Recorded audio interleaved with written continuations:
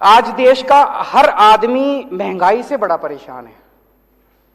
2014 में डीजल का दाम था 54 रुपए, अब हो गया 90 रुपए। पेट्रोल का दाम था 2014 में 60 रुपए, अब हो गया 110 रुपए। सीएनजी 37 रुपए थी, 75 रुपए पहुंच गई।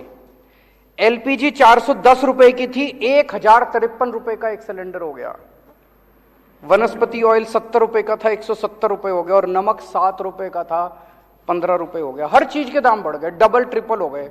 एक आम आदमी बेचारा, तनख्वाह बढ़ी नहीं है, घर कैसे चलाए तो कैसे चलाए वो। ये जितनी जीएसटी, ये जितना महंगाई हो रही है, इतना जीएसटी लगा दिया इन लोगों ने, ये सारा पैसा कहां जा रहा है? ये सारा पैसा दो चीजों में जा रहा है। एक, अपने अरबपति दोस्तों के कर्जे माफ करते हैं, और दूसरे ये एमएलए खरीदते हैं। इन दो चीजों में जा रहा है। महाराष्ट्र की सरकार गिरानी थी तो छाछ पे जीएसटी लगा दी, दही पे जीएसटी लगा दी, शहद पे जीएसटी लगा दी, गेहूं पे जीएसटी लगा दी, चावल पे जीएसटी लगा दी। अगर अपने एक दोस्त का कर्जा माफ करना होता है, पेट्रोल के दाम बढ़ा देते हैं। दूसरे के दोस्त का कर्जा माफ करना होता है, डीजल के दाम बढ़ा देते हैं। अगर गोवा की सरकार गिरानी होती है, यहां पे जीएसटी बढ़ा देते हैं। जितना पैसा जीएसटी और महंगाई की वजह से हो रहा है, पेट्रोल का दाम बढ़ रहा है, डीजल का दाम बढ़ रहा है, इसका अधिकांश पैसा केवल और केवल अरबपति दोस्तों के कर्जे माफ करने में और ये एमएलए खरीदने के अंदर जा रहा है। अब ये कह रहे हैं झारखंड की सरकार गिरने वाली है।